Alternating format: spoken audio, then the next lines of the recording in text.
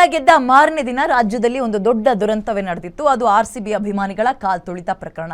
ಇದೀಗ ಇವತ್ತೇ ಸಿಎಂ ಸಿದ್ದರಾಮಯ್ಯ ಅವರಿಗೆ ವರದಿ ಸಲ್ಲಿಕೆ ಆಗುತ್ತೆ. ಯಾರ ಕಾರಣ ಏನು ಕಾರಣ ಅನ್ನೋದಕ್ಕೆ ಸಂಬಂಧಪಟ್ಟಂತೆ ಕಾಲ್ ತುಳಿತ ಪ್ರಕರಣದ ತನಿಖೆಯನ್ನ ನಡೆಸಿದ್ದ ಡಿ ಕುನ್ಹಾ ಆಯೋಗ ಇವತ್ತೇ ವರದಿಯನ್ನ ನ್ಯಾಯಮೂರ್ತಿ ಮೈಕಲ್ ಡಿ ಕುನ್ಹಾ ಅವರು ಕೊಡ್ತಾರೆ. ದೆಹಲಿಯಿಂದ ಸಿಎಂ ವಾಪಸ್ ಆಗ್ತಾ ಇದ್ದಂತೆ ಈ ರಿಪೋರ್ಟ್ ಅವರ ಕೈಗೆ ಸಿಗತ್ತೆ. ಸರ್ಕಾರಕ್ಕೆ ತೀವ್ರ ಮುಜುಗರ ತರಿಸಿದಂತಹ ಪ್ರಕರಣ ಇದು. ಸಾಕಷ್ಟು ಜನ ಅಧಿಕಾರಿಗಳ ತಲೆದಂಡ ಕೂಡ ಈ ಪ್ರಕರಣದಲ್ಲಾಗಿತ್ತು. ಪ್ರತಿಪಕ್ಷಗಳ ಟೀಕೆ ಎದುರಿಸುವಂತೆ ಮಾಡಿದಂತಹ ಕಾಲ್ ತುಳಿತದ ಪ್ರಕರಣ ಇದು. ದೆಹಲಿಯಿಂದ ಸಿಎಂ ವಾಪಸ್ ಆಗ್ತಾ ಇದ್ದಂತೆ ವರದಿ ಸಲ್ಲಿಕೆ, ಸರ್ಕಾರಕ್ಕೆ ತೀವ್ರ ಮುಜುಗರ ತರಿಸಿದಂತಹ ಪ್ರಕರಣ. ಒಂದು 20-25 ಸಾವಿರ ಜನ ಸೇರುವಂತಹ ಕಡೆ 1.5-2 ಲಕ್ಷಕ್ಕೂ ಹೆಚ್ಚಿನ ಜನ ಭಾಗವಹಿಸಿದ್ರು. ಕಾಲ್ ತುಳಿತ ಆಯಿತು. 11 ಜನ ಸಾವನ್ನಪ್ಪಿದ್ರು. ರಾಜ್ಯದಲ್ಲಿದ್ದಂಥವರು ದೇಶದ ಮಟ್ಟದಲ್ಲಿ ಇದು ತೀವ್ರ ಮುಜುಗರವನ್ನು ತಂದಿತ್ತು. ಈಗ ಅದಕ್ಕೆ ಕಾರಣ ಏನು? KCA ಸೇರಿದಂತೆ RCBಯ ವಿರುದ್ಧವೂ ಕೂಡ ಕೆಲವು ದೂರುಗಳು ದಾಖಲಾಗಿತ್ತು. RCB ಸೋಷಿಯಲ್ ಮೀಡಿಯಾ ಹ್ಯಾಂಡಲ್ ಮಾಡ್ತಾ ಇದ್ದವ್ರನ್ನೂ ಸೇರಿದಂತೆ ಕೆಲವರನ್ನ ಅರೆಸ್ಟ್ ಕೂಡ ಮಾಡಿ ವಿಚಾರಣೆ ಮಾಡ್ತಾ ಇದ್ರು.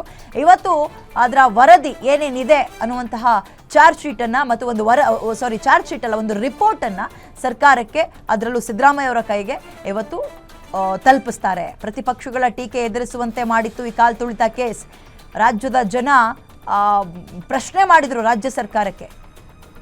ಇದರ ಬೆನ್ನಲ್ಲೇ ಆ ರಿಪೋರ್ಟ್ ಇವತ್ತು ಸಿಗ್ತಾ ಇದೆ.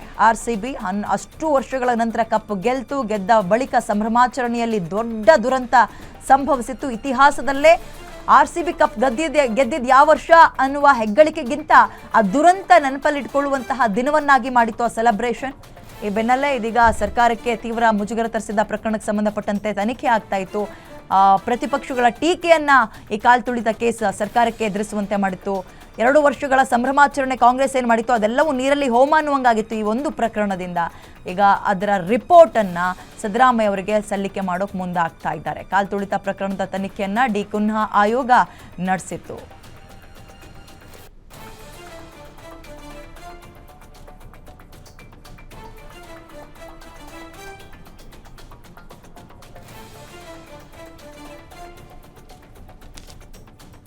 ಓಕೆ, RCB ಸಂಭ್ರಮಾಚರಣೆಯ ವೇಳೆ ನಡೆದಿದ್ದಂತಹ ದುರಂತ ಕಾಲ್ ತುಳಿತ ಪ್ರಕರಣದಲ್ಲಿ 11 ಜನ ಚಿನ್ನಸ್ವಾಮಿ ಕ್ರೀಡಾಂಗಣದ ಮುಂಭಾಗ ಏನು ಸಾವನ್ನಪ್ಪಿದ್ರು. ಇದಾಗ್ತಾ ಇದ್ದಂತೆ ಅವ್ರ ಮೇಲೆ ಇವ್ರ ಮೇಲೆ ಅವರು ಆರೋಪಗಳನ್ನ ಮಾಡ್ತಾ ಇದ್ರು. ಸರ್ಕಾರ ಇದರ ಹೊಣೆಯನ್ನ, ಜವಾಬ್ದಾರಿಯನ್ನ ಹೊತ್ಕೊಳ್ಳದೆ ಅಧಿಕಾರಿಗಳ ತಲೆದಂಡ ಮಾಡ್ತು. ಇವರೇ ಸರಿಯಾಗಿ ಕೆಲಸ ಮಾಡಲಿಲ್ಲ, ಜವಾಬ್ದಾರಿಯನ್ನು ನಿರ್ವಹಿಸಲಿಲ್ಲ. ಪರಿಣಾಮವಾಗಿ ಈ ಪ್ರಮಾಣದಲ್ಲಿ ಕಾಲ್ ತುಳಿತಗಳಾಯಿತು ಅಂತ ಕೆಲ ಅಧಿಕಾರಿಗಳ ತಲೆದಂಡ ಆಯಿತು. ಇದಾಗ್ತಾ ಇದ್ದಂತೆ ಸಾರ್ವಜನಿಕ ವಲಯದಲ್ಲಿ ಟೀಕೆ ಟಿಪ್ಪಣಿಗೂ ಕೂಡ ಸರ್ಕಾರ ಕಾರಣ ಆಯಿತು. ಪ್ರತಿಪಕ್ಷಗಳಂತೂ ಇದೊಂದನ್ನು ಇಟ್ಕೊಂಡು ಹಗ್ಗದಂತೆ ಎಳೆದಾಡ್ಬಿಟ್ರು. ಅವ್ರು 2 ವರ್ಷದಲ್ಲಿ ಏನು ಮಾಡಿದ್ರು ಸಾಧಾರಣೆ ಒಂದು ದೊಡ್ಡ ಸಂಭ್ರಮಾಚರಣೆಯನ್ನು ಕೂಡ ಕಾಂಗ್ರೆಸ್ ಸೆಲೆಬ್ರೇಟ್ ಮಾಡಿತ್ತು. ಅದೆಲ್ಲವೂ ನೀರಲ್ಲಿ ಹೋಮ ಮಾಡ್ದಂಗಾಯ್ತು. ಇದೊಂದು ಪ್ರಕರಣದಿಂದ ಮಾಸಿ ಹೋಗ್ಬಿಟ್ಟಿತ್ತು. ಇದರ ಬೆನ್ನಲ್ಲೇ ಒಂದು ಟೀಮನ್ನು ರೆಡಿ ಮಾಡಿ ಅದನ್ನು ತನಿಖೆ ಮಾಡೋಕೆ ಮುಂದಾಗಿದ್ರು. ಕಾಲ್ ತುಳಿತ ಪ್ರಕರಣದ ತನಿಖೆನ ಡಿ ಕುನ್ಹಾ ಆಯೋಗ ನಡೆಸಿತ್ತು.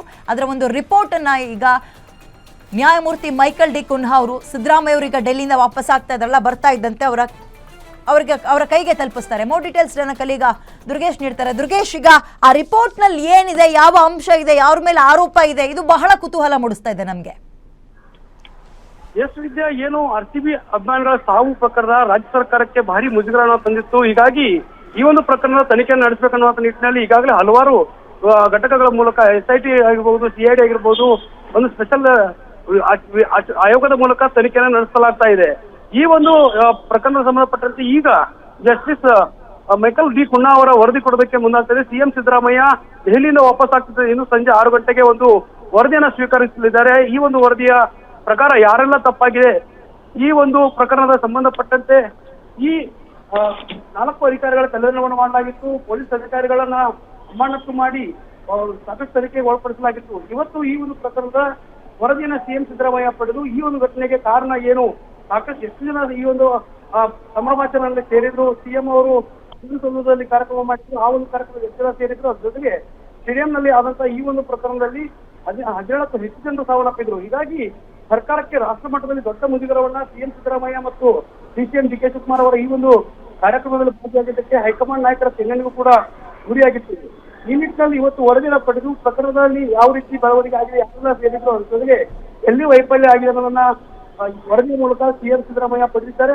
ಅದ್ರ ಬಳಿಕ ಈ ಒಂದು ಪ್ರಕರಣ ಯಾವ ರೀತಿ ಮುಂದೆ ಹೋಗುತ್ತೆ, ಯಾರ ಮೇಲೆ ಕ್ರಮ ಆಗತ್ತೆ. ಈಗಾಗಲೇ ಒಂದು ಮಾಹಿತಿ ಇರುವ ಪ್ರಕಾರ ಏನು ದಯಾನಂದ್ ಅವರ ಕಮಿಷನ್ ಇದರಲ್ಲಿ ಬಿ ರಿಪೋರ್ಟ್ ಕೂಡ ಜಗದೀಶ್ ಸಿಂಗ್ ಅವರು ನೀಡಿದಂತ ಮಾಹಿತಿ ತರಹದ್ದು. ಹೀಗಾಗಿ ಓಕೆ ಅಧಿಕಾರಿಗಳ ಓಕೆ, ಧನ್ಯವಾದ ದುರ್ಗೇಶ್ ಡೀಟೇಲ್ಸ್ಗೆ. ಇದೀಗ ಪ್ರತಿಪಕ್ಷಗಳ ಟೀಕೆ ಎದುರಿಸುವಂತೂ ಕೂಡ ಈ ಕಾಲ್ತುಳಿತ ಪ್ರಕರಣ